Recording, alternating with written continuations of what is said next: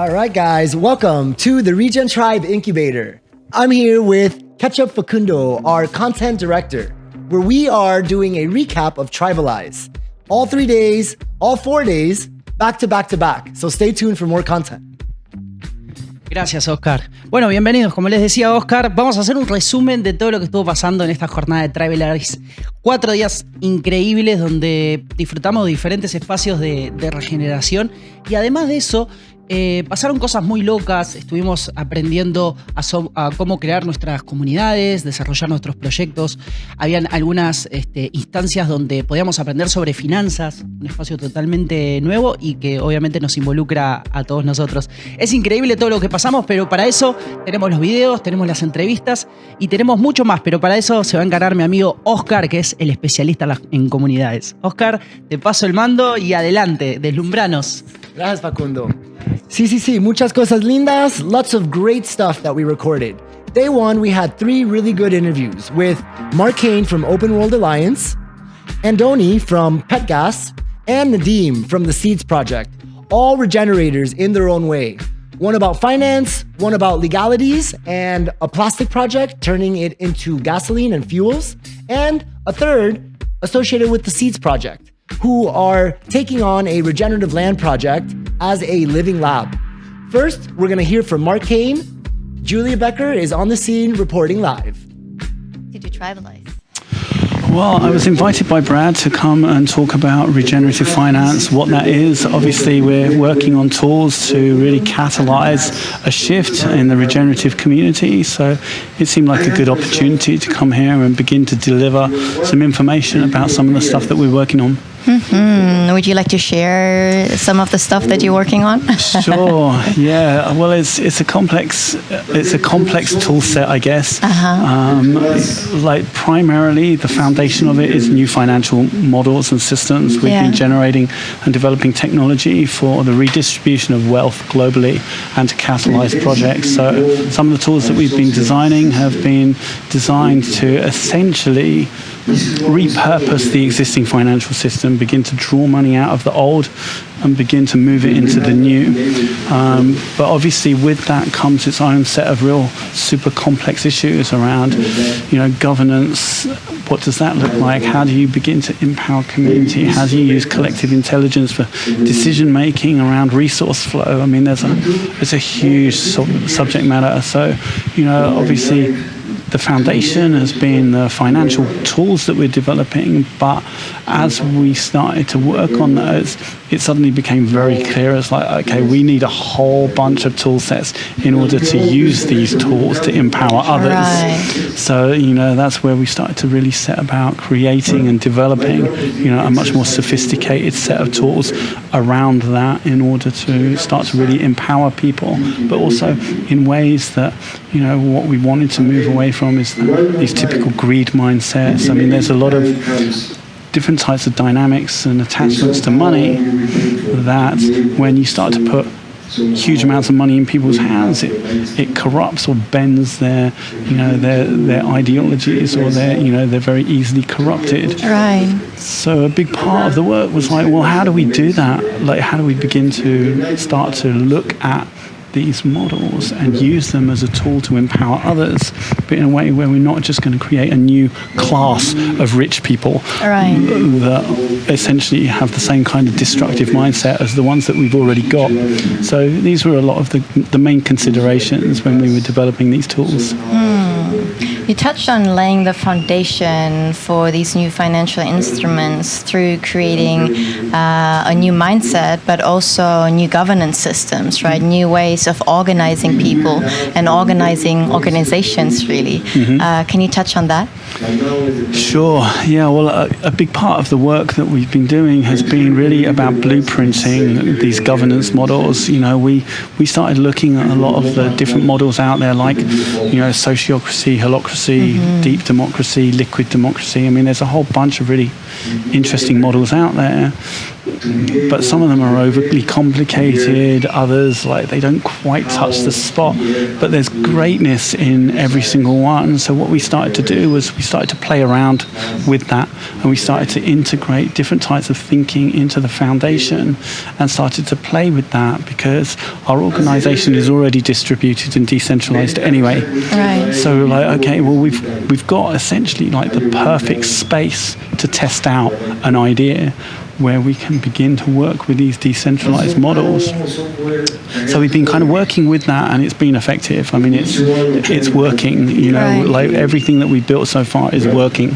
So, which is beautiful. Yeah, it is beautiful. It's beautiful. I mean, you know, it's constantly evolving. I mean, that's the beauty of when you create, you know, a really great system of governance. Is it should be adaptive. It should be able to learn from itself and evolve and grow. It's not fixed. It's something that is continually changing and shifting. So that's been, you know, a large part of the work that we've been doing around that. Is like, okay, how do we create tools and models that grow and learn and evolve and you know and empower the community of people. And now we're just getting to the stage where the blueprint is almost ready, and it's ready to begin to scale outwards, because you know, a lot of the work that we were doing it wasn't just about using that for our own organization, but it was about creating the tools that other organizations could use for them to be able to connect in and start to create like an adaptive, agile, constantly evolving super organism. And that was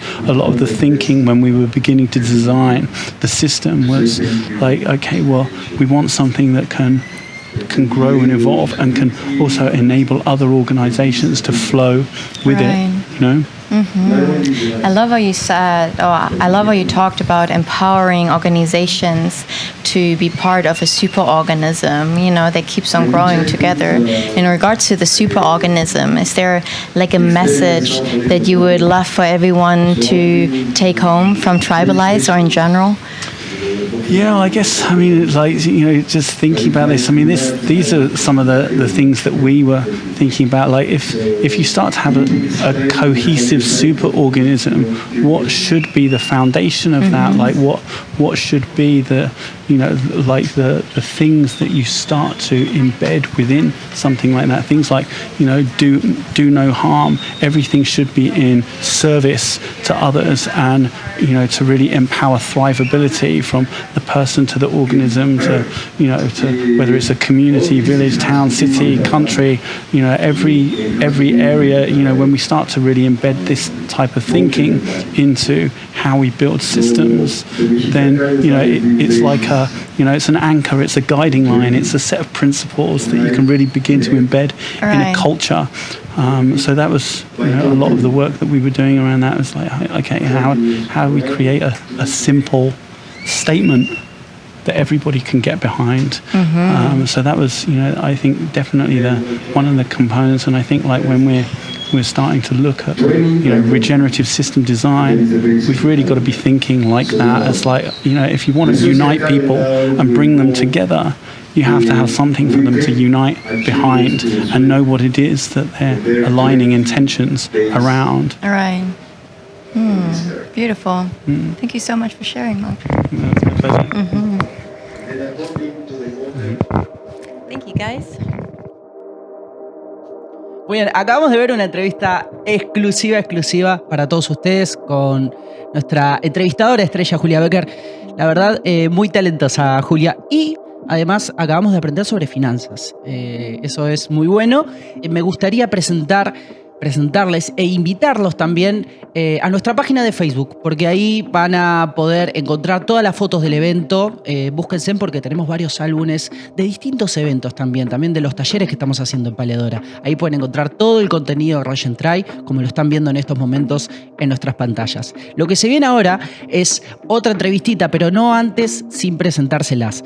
Es el señor Andoni, representante CEO de PetGas. Y viene Oscar aquí con toda la información del amigo. Gracias, Facundo. Sí, Mark Kane, wow, finanzas regenerativas. Y nos conecta al tema de proyectos regenerativos. Y Andoni, un especialista en este mundo. Andoni, the CLO of PetGas, legal officer, He is not just innovating the space of energy, but also properties. Little mental blank there because he's doing so much. Gas, properties, and now NFTs. He shares with us how they are raising funds for a pet gas station and a regenerative land project that is going to be developed here in near Tulum. We actually will be taking a piece of the land and building out a master plan at our weekly Friday Paledora Co.Creating Regenerative Community Workshop series. Stay tuned and check out the interview with Andoni and Julia. Thank you for being here with me today, Andoni. We're all coming together here at TRIBALIZE to drive the regenerative movement, right? What challenges do you see presented within the regenerative movement right now? So, I've been a neophyte in the regenerative movement myself. I come from being a regular lawyer, meaning I come from a world that understands a different way, different values, according to ourselves, to nature and our relation with it. Right. So, to me, the biggest challenge that I've seen coming from outside and that now I'm facing being on the inside is how do we connect? How can we create systemic change through enough amount of critical mass in the people that are changing their behavior around their livelihoods? That means how they interact with money, how do they interact with plastic, how do they interact with their food sources, how do they interact with their water. And it's coming to understand how a lot of this fragmented regenerative movement has been building into a network that's connecting solutions with problems worldwide. Right. And changing that narrative from a very hierarchical kind of ask the expert kind of view to a more crowdsourced, a more community focused, where the expert is the community. Like, ask yourself, what are you looking at? What do you see behind it? And to take that step to look what's behind things, you know? To me, that's the first step in becoming regenerative. Acknowledging where you are not regenerative. What are our extractive practices, right? And see how we can build our solutions together, not alone with a non-disclosure agreement where information is kept compact, where you have decision makers and decision takers that are not fully knowledgeable of the world of information that is out there.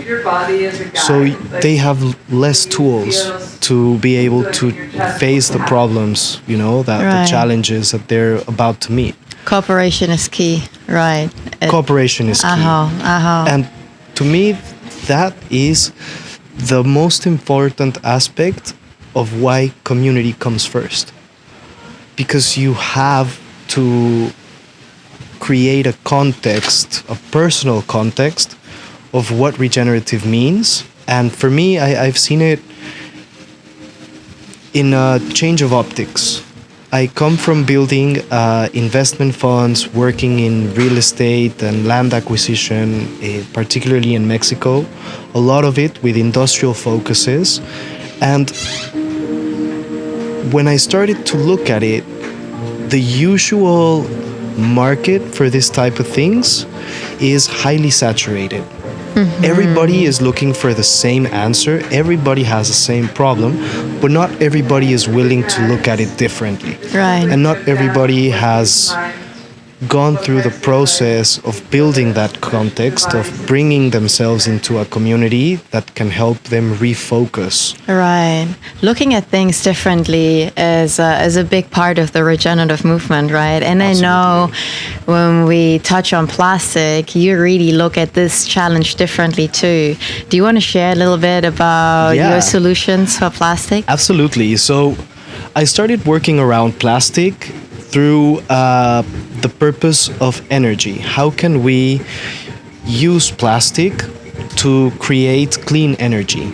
So we know that plastic comes from oil, just as fuel, and we've been able to harness technology that's new to the world, that has been able to do something that has never done before, which is take most type of plastic, even plastic that is not subject to recycling, which is like 91% of it, you know, that eventually ends in landfills, 70 something percent, you know, ends up in there. We've got a little bit that is taken into to be compacted and to be stored. Or it ends up in the environment. Exactly. Right? Yeah, let's name it. And that's the number we don't see. Right. You know, how much plastic goes into a dumpster? Yeah, you can measure that. But how do you measure how much plastic goes into the environment? How much plastic goes into the ocean? So a lot of the tools that used to be available for this type of problem would be basically by waste managers, local or regional waste managers that would see the problem as something they needed to take out of the picture. Right. So the problem was not the problem itself, the problem was the appearance of the problem, right? And that's what's created this massive crisis of pollution. It's to see it as a piece of waste instead of a resource, right? Exactly. And I know your project nailed it down to revisit plastic, use plastic as a resource, right? Exactly. How do you do that? Well, what do you do with plastic? We're able to transform plastic into 5 different types of clean fuels through a process that's called non-catalytic pyrolysis, which is a very chemistry way to say that we're able to transform plastic without using a chemical in the process. And we do so mainly by heat, temperature control, and vibration.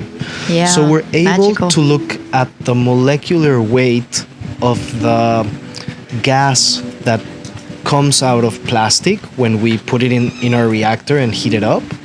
And then vibration does its own work and condenses it into gasoline, diesel, kerosene, paraffin, and butane propane gas. Right. So you basically, with a little bit of temperature, I think it's under 400 degrees Celsius, right? Yeah. And vibration, PADGAS turns used plastic of all kinds back into its original components.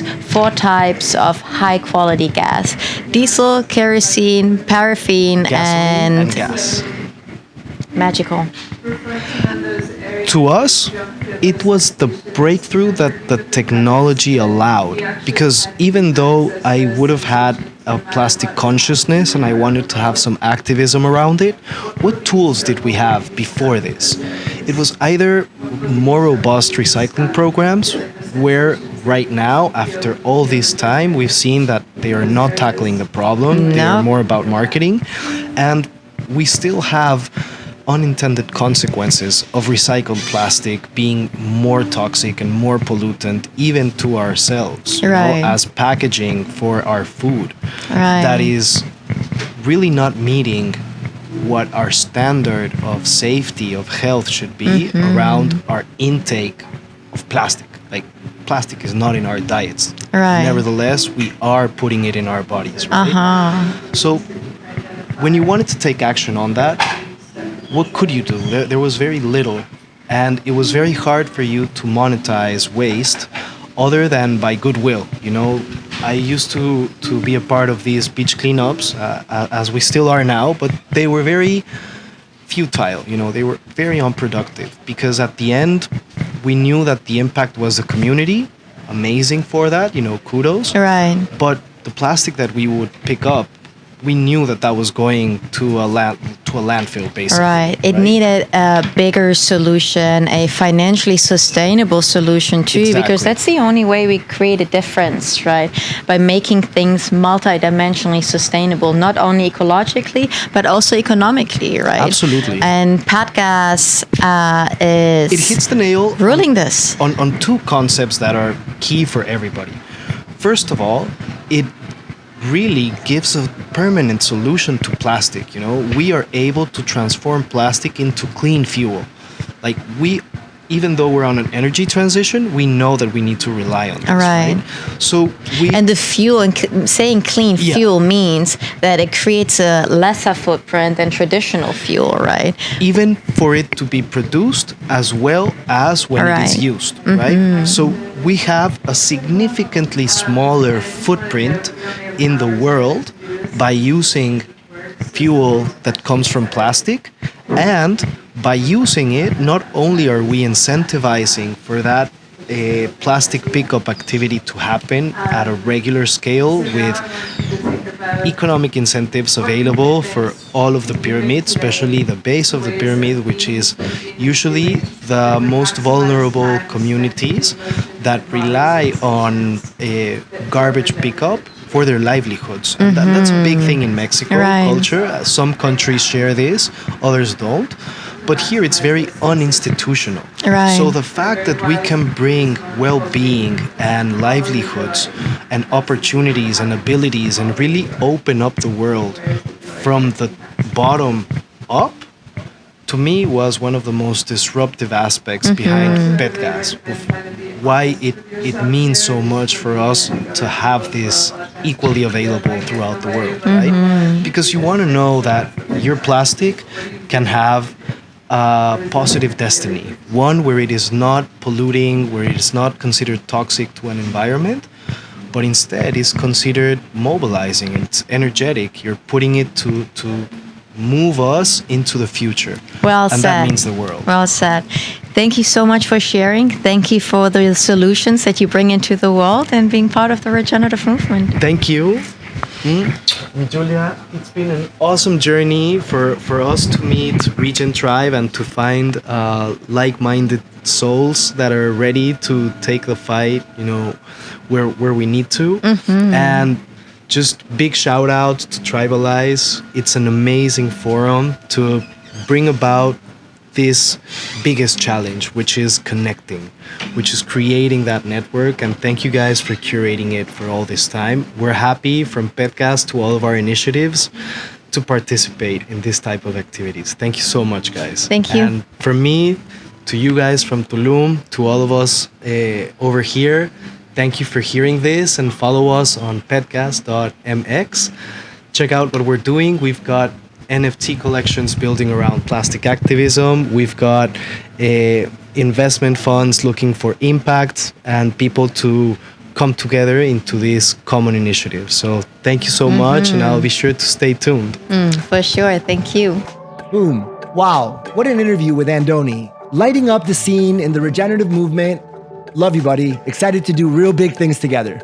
Coming up next, we have an interview with Nadim from Seeds. Both of these projects you can learn more about on our Discord, our digital clubhouse, where regenerative practitioners and project teams are sharing updates regularly and discussing about lots of topics. You can check out our regenerative category section to see topics like food, energy, water, human element, and all kinds of topics that are prime for the regenerative movement. Facundo, ¿qué piensas de este mundo regenerativo? Wow, es una pregunta bastante abierta porque en estos dos tiempos, en los que yo, por ejemplo, como creador de contenido, que vengo del mundo de YouTube, de Instagram, nunca se me hubiese pasado por la cabeza aprender sobre el esquema regenerativo. Hoy me doy cuenta que es algo complejo, pero a la vez sencillo. ¿Ok? ¿Cómo vamos a comer? ¿Cómo vamos a cultivar nuestra casa? ¿Qué vamos a hacer con el agua de nuestra casa? ¿Cómo vamos a obtener la energía para nuestra casita? Son pequeñas cositas que uno dice, oh, la gente se siente como nerviosa, no sabe qué hacer. Bueno, ahí estamos nosotros para enseñarles, comunicarles, empoderarlos. Y eso para mí es el sistema regenerativo. Aprender a cómo desarrollar ideas sustentables para no generar un impacto negativo en el planeta. Hay miles, cientos, y están al alcance de nuestra mano. Nosotros estamos aquí para compartirlas. Y gracias por esta pregunta, porque esto estamos haciendo y es lo que más nos gusta. Gracias por ver este video. Ahora seguimos con Seeds Project, a digital community creating a cryptocurrency funding the regenerative movement in many ways. One way is supporting a land project here in the Yucatan Peninsula, near Merida, a 1,300-hectare property, creating a living lab. Volunteers are being sought, and pioneers will be welcomed at the property in about 2 weeks. Let's hear more from Nadim. Thank you for sitting with me today, Franz. What brought you to TRIBALIZE this weekend? Well, the calling to align with a lot of partners and people working to the same purpose was a strong one, and the universe wanted me to be here. So despite all the travels, it was a destination to come. And I came from far, flew in from all the way from Liechtenstein. And already a few hours being here, it's been mind expanding and forming amazing alliances and growing that tribe. Beautiful. I know you're a big part of the regenerative movement. You embody it yourself. What does the regenerative movement mean to you? Why do you have this urge to drive it? The regenerative movement for me is essentially a rematriation of the world. I think that's one way to say it. I think there's evolution in consciousness and an evolution in our understanding of where we belong and who we are and where we're going. And that is right now also a survival imperative. I think humanity is realizing that we need to evolve as human beings and organize differently and value things differently. I think this is a key perspective on that, and I feel as part of nature, and it's my mission also to contribute towards this evolution of consciousness that is going on. Beautiful. Thank you for doing that. What is your main mission right now? Or what are topics on your mind right now in regards to the regenerative movement, in regards to the projects you're working on? Yeah, land trusts and decentralized autonomous organizations are right now something that is world transforming. We're just a few weeks before launching the white label version of the Haifa DAO, which is a really state-of-the-art tool for enabling humans to self-organize and create value and distribute that value and organize in terms of governance and different aspects. And you're able to essentially contextualize that to any context, whether it's a village, a city, a nation state, an entire bioregion, or essentially the planet. So we're very excited about that, and we foresee the birth of at least 1,000 DAOs in the next 12 months. So it's a big one. Yeah, that's huge. For someone that has never heard about a DAO before, how would you describe a DAO? A DAO is, one way I like to describe it, is a digital cooperative with the difference that decisions are made directly by all the members, and all the members are also a direct shareholder of all the value that is together co-created. So essentially you have, in our case, a contribution accounting mechanism that allows communities to account capital in its multiple forms, so really transcending just the understanding of financial capital, and also include intangible things like intellectual property or cultural capital, spiritual capital, into something that all the members are approving, and unlock this value-based economy that allows us to better reflect the world we want to be living in. In essence, that's what a DAO is for me. Beautiful. So it's basically a digital container that brings all the aspects of community life together and eases things like decision making and voting. Yeah. Contribution of money and collective purchase of land, possibly. Yes. Contribution accounting, decentralized payroll. You're able to, as a group of individuals, manage a treasury fully transparently, and kind of streamline roles and streamline different contributions in order to really achieve that purpose that a community might have, and that allows us to do so at scale, essentially ad infinitum, because technology or blockchain really allows that scalability of these concepts, which is what we need right now. How to empower humans to achieve that purpose and do it at scale. So that also is something that provides me with a lot of hope, because we can really shift things very fast if we align finance with the proper incentives. When we connect the dots, right? If you had to pick a message for everyone here at TRIBALIZE or at home to take home in regards to the regenerative movement, in regards to what we can do for it, what would that be? My message is essentially a reminder that we are all captains in spaceship Earth, and that we all have a personal responsibility to contribute to the collective shift that is happening, and that can only be done when each and everyone kind of wakes up to that role and starts shaping the world we want to be living on. And the more we wake up to that power that we all hold within us, the faster we can celebrate into this new earth. Beautifully said. Thank you so much, Franz. Thank you for sitting with me, but also thank you so much for everything we do and for really driving this movement that creates all of our future. Thank you. Thank you, Julia. Great.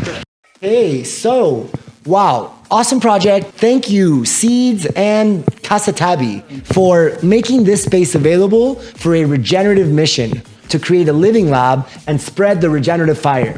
We'll be visiting on our RegenTribe road trip as we visit a few more communities here in the Yucatan Peninsula. Facu, ¿qué pensaste de el primer día? El primer día fue el más loco de todos. No paraba de entrar gente con valijas. De hecho, una de las administradoras de Paledora, Alexa, no paraba de decir, se están vendiendo los últimos boletos, no se paran de vender boletos hasta última hora. Y eso fue lo que más se sonaba y lo que más se escuchaba en todo el evento. La convocatoria que hubieron los primeros 3 días fue impresionante, y más el último, el lunes fue el día que más gente fue.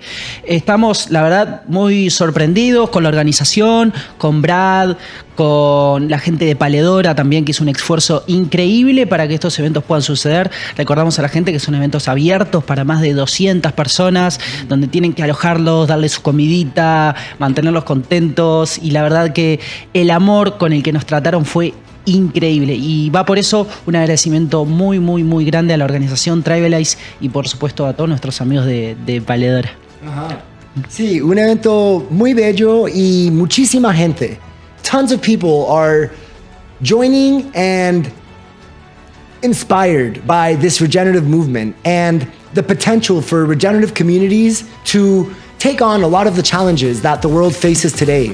Topics like water, food, energy, waste, human connection, everything, education, all of these topics that provide a holistic approach to empowering the world to heal and come back from a lot of the disregard we've had as humans. We're very excited for the next few weeks of connecting with the communities here near Tulum and our road trip through the Yucatan Peninsula. This was day 1. We'll be sharing videos, so recaps with more interviews from day 2, day 3, and day 4. Stay tuned and check out our YouTube channel where you can see more videos from the workshop series and more summary videos of this event and others that we've been hosting. Thank you guys for joining, and we'll see you soon. Anything they throw at you, just keep fighting to reach your milestone.